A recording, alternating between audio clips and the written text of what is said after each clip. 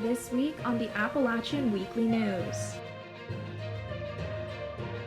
App State is among the highest in COVID-19 testing.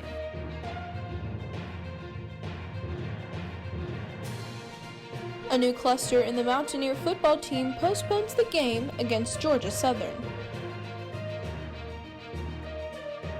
And a local attraction reopens after being closed by the state. All of this and more on this week's episode of the Appalachian Weekly News.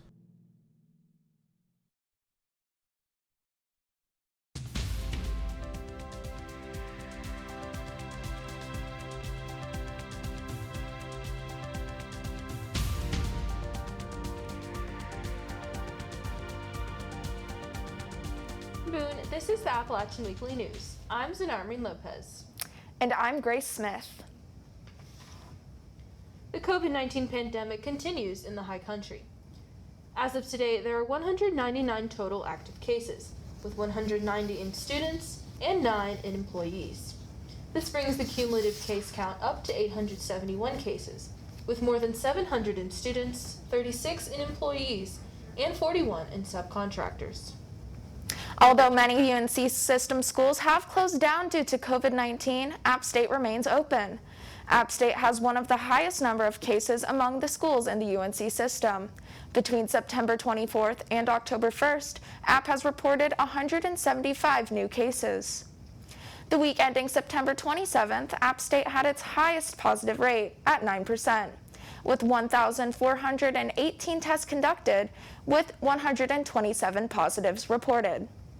As of September 28th, App State has reported the second highest number of tests conducted in the UNC system. NC State is first with 12,000 tests. App has reported more than 600 cases since March. This week, several new clusters have been confirmed on campus. There are 9 in Hoey, 6 in Gardner, 7 in Frank, and 5 in Coltrane. According to an email sent out by the school, the total active cases in App State students is 57, are in residence halls with no confirmed cases of classroom transmission of the virus. Last week, a cluster was confirmed in the Living Learning Center. Aubrey Holland, a resident of the LLC, says students believed they were safe until they were told about the cluster. First, I felt very safe because there was no reports of any cases in the LLC, so I thought we were doing fine. And then when everyone got that report and realized that we've had cases for a while now, you begin to wonder, am I supposed to be here? Is it safe for me to be here? Is it possible I could be passing this off onto my roommates or suite mates? A 2-week ban on all App State fraternity-related activities continues until next week, after an SJ and Interfraternity Council decision last Thursday. This was the same day the university announced 7 new COVID-19 clusters in an email sent to students. 2 of the clusters were associated with Kappa Alpha and Delta Sigma Phi fraternities. Any violations will be met with severe disciplinary action by the IFC and the Office of Student Conduct. Riley Hill is a member of the fraternity on campus. And somewhat yes, but then it can also no. There's actually ways for them to hang out outside, unorganized, off the chart. We're trying to do more stuff outside and kind of social distance. App State has an agreement with the Super 8 to let students with COVID-19 quarantine and isolate at the hotel. It is not currently open to the public. App State has other off-campus quarantine sites that have not been disclosed. App is currently using 28% of the quarantine spaces. A representative from the Office of the Dean of Students said they have told students that they could choose to quarantine at the hotel or they could go home. Many students chose to stay at the Super 8 so they could avoid exposing their families to the virus. Students do not have to pay to quarantine at the Super 8. Quarantine spots are available for students living in dorms and students in apartments who share bathrooms or other common living spaces. Students who quarantine at off-campus sites must sign a quarantine order and are instructed to stay in their rooms until they are checked and deemed healthy. If a student develops worse symptoms, there are also instructions on what to do. Food is provided, with dinner being the only hot prepared meal. We spoke with 2 students who chose to remain anonymous. The first student enjoys watching football in their room. The second student said all their issues with the stay was quickly resolved, and they always have enough food. The Black at App State Collective is requesting a written apology from Chancellor Sherry Everts after her response to their Wake the Chancellor march in August. Nearly 250 students marched from Sanford Mall to the B.B. Daugherty Administration Building on August 31st to bring their demands closer to the Chancellor. This past summer, the group made a petition and list of demands in regards to the oppression and trauma they feel Black, Indigenous students, and people of color have faced on campus. During the protest, students were threatened with arrest when they were in violation of a COVID-19 executive order. Some students were still in B.B. Daugherty after 5 p.m. The collective says that Everts did not do their job when ensuring student safety once they were threatened with arrest. Bailey Garden is a member of the Black at App State Collective. He said administration knew students were facing arrest and citations. He said in a quote, "The collective recognizes that the Chancellor and her communications team were willing to let students be arrested for participating in a peaceful march and fighting for racial equity on campus." After being closed for several months due to COVID-19, the Nth Degree Gallery and Studios are once again open. Open for 24 years, the gallery specializes in showing the work of local artists and students. Due to COVID-19 guidelines, the walkthrough style show allowed only 7 people in the gallery at one time. Brian Lee is a senior member of the gallery, and he says that the space is a place for people to have conversations about art. He hopes that once the pandemic is over, the gallery will once more be able to offer space to the community. With the upcoming Boone winter and the threat of COVID-19, Watauga locals face uncertainty in providing for day-to-day necessities. The Hospitality House of Boone is a place where people can go to help ease their burdens. The Hospitality House will be opening its emergency winter shelter on November 1st to help those with immediate housing needs. If you are interested in making a donation, the Hospitality House is in need of warm towels and blankets, as well as other things posted on their wish list located on their website. Jordan Faribault, a former intern at the Hospitality House, says during the pandemic, donation has never been easier. It's super easy to donate. You can either go straight to that front door and go up to the desk and just give the donation to whoever is working that day, or you can just drive through the drive-through food pantry, drop it off, and you can just go straight in. It's very COVID safe, very responsible, especially if you don't feel comfortable with getting out of your car. There's a potential new remedy for COVID-19, but it may be controversial. Our correspondent Hadassah Rivera has the story. Amidst a raging pandemic, researchers and health professionals are doing everything they can to limit the spread of COVID-19. Could the answer potentially lie in cannabis?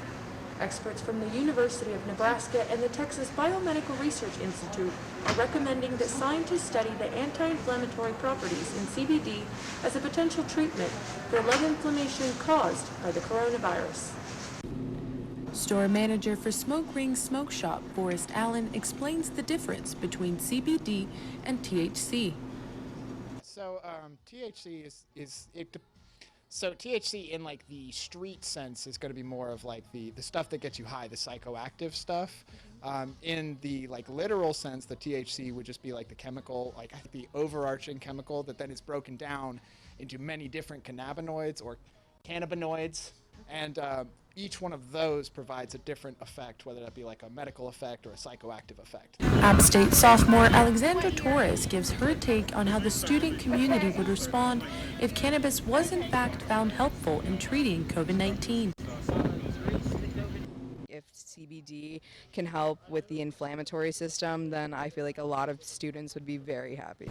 Authors of a peer-reviewed article in Brain, Behavior, and Immunity also found that one of the drugs being tested, tocilizumab, resulted in the clearance of lung consolidation and recovery in 90% of the 21 treated patients. The drug, however, did result in side effects, such as pancreas inflammation and hypertriglyceridemia. Researchers then turned to CBD as a potential treatment option. We've had a lot of folks come in from the doctor's office recommended to come here and get CBD from us, specifically because they have like inflammatory problems or like skin problems, things like that. So I think it'd be a great benefit. Despite CBD's long list of benefits, research is still ongoing and professionals express caution against using cannabis as a permanent treatment for COVID-19. For the Appalachian Weekly News, I'm Hadassah Rivera. Now let's head over to Grace Powers to see what's new in the political sphere.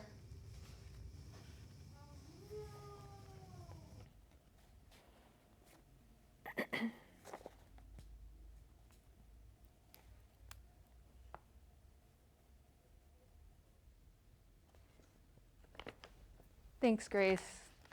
After spending 3 nights at Walter Reed Medical Center, President Trump returned to the White House Monday night to continue treatment for COVID-19. Upon arriving at the White House, Trump removed his mask before entering. The president's doctors said that during his stay at Walter Reed, he received the steroid drug dexamethasone as well as 3 doses of the antiviral drug remdesivir. In a tweet announcing his return to the White House, President Trump urged the public, quote, "Don't be afraid of COVID. Don't let it dominate your life," unquote. Despite Trump's message of encouragement, his physician, Dr. Sean P. Conley, says that he is, quote, "not out of the woods just yet," unquote. Vice President Mike Pence and Senator Kamala Harris shared the stage Wednesday night in Utah for the vice presidential debate. The candidates were seated 12 feet apart and separated by plexiglass barriers. Topics that were discussed included responses to coronavirus, the Supreme Court, climate change, and trade. Although, one of the more important questions of the night went unanswered. Pence and Harris are running alongside the oldest presidential candidates in history, and when asked about the transfer of power in the event that the president can no longer do their job, neither candidate provided a direct response. The vice presidential debate was much more reserved than last week's debate, but Pence and Harris still managed to fire shots back and forth. North Carolina's Senate race is pivotal in determining control of the U.S. Senate, and with volatile new developments in both candidates' campaigns, the race takes an unpredictable turn. North Carolina Senator Thom Tillis has announced last Friday that he had tested positive for coronavirus. This news comes just 1 week after Tillis met with Supreme Court nominee Amy Coney Barrett for her formal nomination in the White House Rose Garden. 10 others who attended this event have also tested positive for coronavirus. Tillis says he has no symptoms and feels well, but he will self-isolate for the next 10 days and notify people he has been in close contact with. Just hours after Tillis announced his COVID diagnosis, his opponent, Cal Cunningham, admitted to sending messages of a sexual nature to a woman who is not his wife. The recipient of these messages is Arlene Guzman-Todd, a public relations strategist from California. In a statement, Cunningham, a husband and father of 2, said, quote, "I have hurt my family, disappointed my friends, and am deeply sorry. The first step in repairing those relationships is taking complete responsibility, which I do," unquote. Cunningham says he will continue his race against Republican incumbent Senator Thom Tillis. During the early voting period, App State students can return to Plymouth Student Union to cast their ballots. Republican Watauga County Board of Elections members Eric Eller and Nancy Owen had previously filed a lawsuit against the North Carolina State Board of Elections, asking the court to instead adopt the Holmes Convocation Center as the early voting site.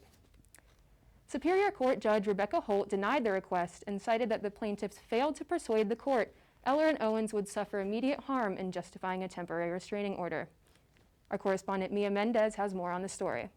Early voting is right around the corner. The last day to register to vote in North Carolina is October 9th, today, and early voting begins on October 15th.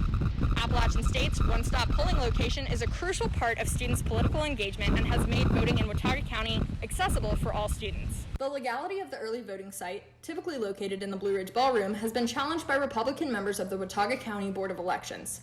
The GOP members argue that since there was no official notification before the 90-day statutory limitation, the board couldn't demand use of the ballroom. I got the chance to speak with Anne Marie Yates, chairwoman of the Watauga County GOP. My feeling is that everyone should have the right to vote. However, the student union is problematic because, first of all, there are too many ingress and egress points that make it very difficult to keep electioneering from happening. And in relation to COVID, that is in a part that's in a precinct that also has older folks. And if those folks wait until the last day until election day to vote, which is typical of older voters, then we're asking them to go and stand in a line that now may be as much as 600 feet long. Administrators here at App are supporting the use of Holmes Convocation Center instead of the Blue Ridge Ballroom, since it would not disrupt classes now being held in that space due to social distancing measures put in place this year. The lawsuit, if successful, could mean that the Convocation Center would become the early voting site here on campus. However, there hasn't been much change seen to the voting location of the Blue Ridge Ballroom. Be sure to get out and vote, regardless of where you do it, because your voice matters. For the Appalachian Weekly News, I'm Mia Mendez. Period begins October 15th and runs through October 31st, so make your voting plans accordingly. That's it for politics this week. Back to you, Grace and Xanayra. Thank you, Grace. You'll definitely catch me at the pools on October 15th. We now go to our weather correspondent, Ayana Willoughby. Aiyana, I've noticed the leaves have been changing colors. Well, Grace and Xanayra, peak week is finally here. The leaves have slowly been changing, but the beautiful colors will be on full display this week. Today we've had lots of Boone sun, but with low humidity levels, which has made it comfortable to walk around outside and not feel super hot. The high for today is 69 degrees and the low is 54 degrees. Today is our last bit of sun until next week because it will be raining all weekend.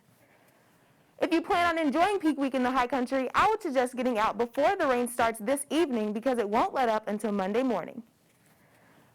This weekend, Blowing Rock is expected to have scattered showers as well. Temperatures will reach into the lower 60s, but that still doesn't change the fact that it will be a wet one. Beach Mountain will receive showers as well. It will be just about 1/4 of an inch throughout the weekend. The humidity levels will be high this weekend, but it shouldn't be too bad because moderate wind levels will balance it out. In Seven Devils, the high will be in the lower 60s and there will be periods of rain, but don't expect to be washed out. Bring an umbrella just in case, but otherwise, everyone should be fine. This weekend in Boone, we'll be seeing some rain with a high of 64 tomorrow and cloudy skies on Sunday with a high of 65. Monday will be rainy and humid with a high of 70 degrees. Tuesday through Thursday, we'll see sunny skies with temperatures in the mid to upper 60s. We'll finish out the week on Friday with partly cloudy skies. Thankfully, it won't be too cold this weekend, but peak week is coming to a close. I hope you're able to get out and enjoy the colors of the leaves earlier this week because this weekend will be a rainy one. Xanayra, Grace, I hope you have your rain gear on standby. Thanks, Aiyana. I'll be sure to bring a jacket and rain boots for a trip on the parkway this weekend. Speak for yourself, Ayana. You won't catch me outside. I have missed having football this week. Let's see what's in store for sports. Xanayra, yeah, another week of eventful sports has come and gone here in the high country. Due to COVID outbreaks, the football team had to postpone their matchup with Georgia Southern that was originally scheduled for next Wednesday and moved it to December 12th in Statesboro. This could be a plus for the Mountaineers because it gives them longer to prepare to take the trip down south to take on the Eagles in what should be a great game for both teams. Let's hope our guys can head back to the high country with a win. Also, due to COVID-19, many teams could delay originally scheduled games to later dates. Our correspondent Connor Davidson has more on the story. App State football announced that its October 7th matchup against Louisiana would be postponed to December 4th or 5th. Now, there's another game being postponed to December. The game against Louisiana was postponed due to an increase in positive COVID-19 cases. This announcement came less than a week after App State played Campbell on September 26th with over 20 players and 4 coaches out due to 3 positive tests and contact tracing to others. The next week, the team had 19 active cases, which led to the postponement of the Louisiana game. Up next for the Mountaineers was the matchup against Georgia Southern, which was originally scheduled for October 14th, but that game has now been rescheduled to December 12th.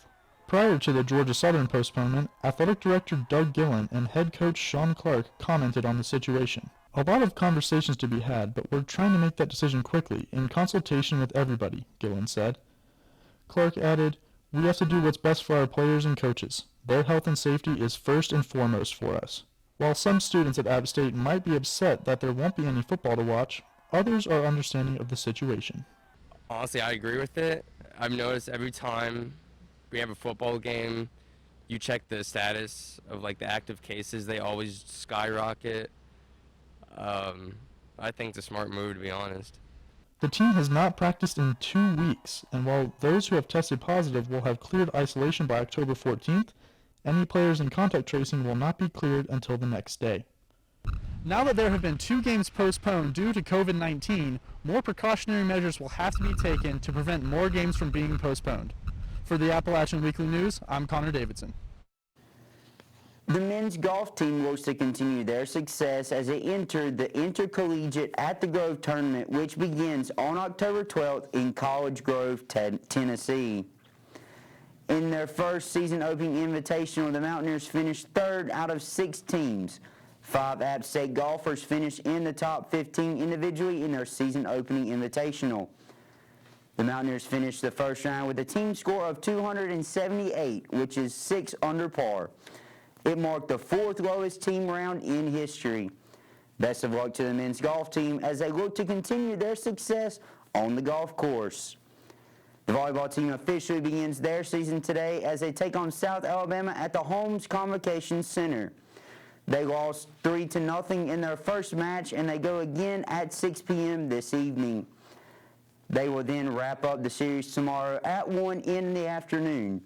They do not play again until October 23rd as they welcome Georgia State to Boone for a 3-match series. Best of luck to the ladies of the volleyball team as they look to kick off the season in the win column.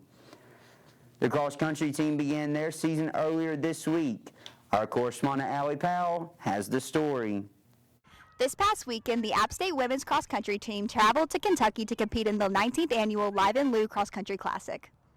App State started their season off in the best way by winning the 3-team Mountains to Sea Open. Coming off of a victory, they began to prepare for the Lou Cross Country Classic, where they competed in a 5K against several big-name schools.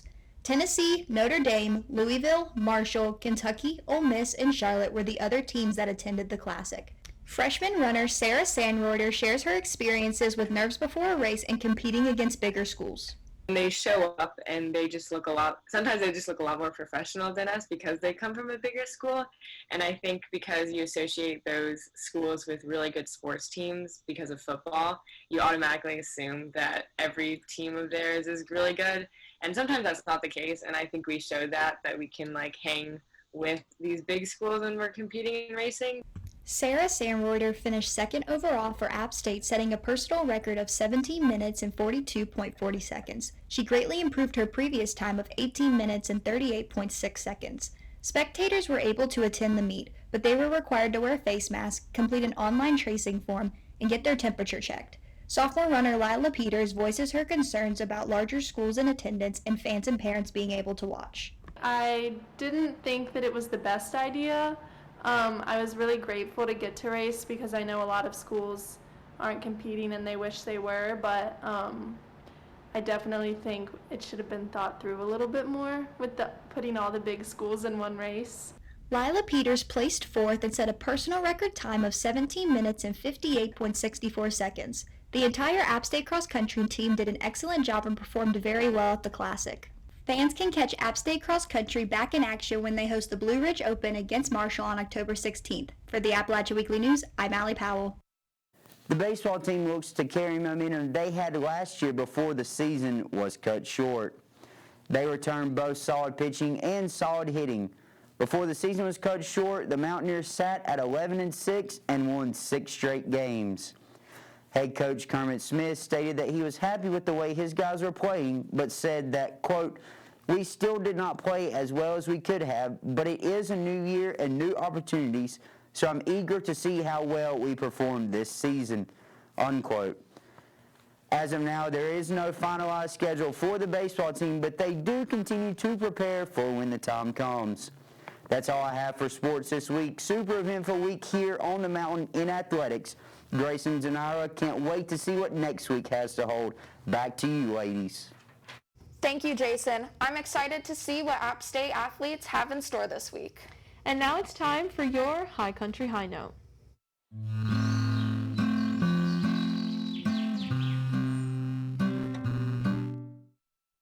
The Wilderness Run Alpine Coaster in Banner Elk has reopened for business. Our correspondent Katie Garceran has the story. People in the high country don't have to wait any longer to fly down the mountain. Literally. The Alpine roller coaster in Banner Elk reopened last Saturday as a part of Phase 3 for Governor Roy Cooper's reopening plan. Eric Bouchard and his wife Tara own and run the coaster. He says they closed because they were considered an amusement park. We don't define ourselves as a roller coaster. We are an alpine coaster or mountain coaster, which operates on different principles from a roller coaster. That being said, they also called us an amusement park. So, in accordance with the governor's first order, and them classifying us as an amusement park and as a roller coaster, they consider us to be in violation. So, they asked us to shut down. Burchard says they're being even more cautious with COVID since reopening, requiring visitors and employees to wear masks, wiping down machines, and abiding by capacity standards are the main things they are doing. One employee says that some customers are reluctant about following these standards. People get frustrated that we have to enforce masks and take the time to actually sanitize because it takes longer for them to get on the coaster. Regardless of COVID, most people are super excited to get back on the coaster. Burchard said he's excited to see smiling faces back on the ride and families having fun. He says they've also been working on something new to add to the ride. We have to get recertified by the Department of Labor to operate at night for nighttime operations. So by installing the lights, we'll have to have them come by and do their inspection, and hopefully they'll certify us to operate during hours of darkness, which means wintertime, it starts getting dark at about 7:15. This will allow us to stay open on Fridays, Saturdays, and holiday weekends. We should be able to, hopefully by the end of October, we'll have folks that will be riding after dark. With all these spooky decorations, I don't know if I'll want to come back here at night. For the Appalachian Weekly News, I'm Katie Garceran. That's a report this week. I'm Xanayra Marin-Lopez. And I'm Grace Smith. For all of us at the Appalachian Weekly News, thank you for watching. Next week we will be on hiatus, so we will see you back in the studio on the 23rd. Have a great weekend.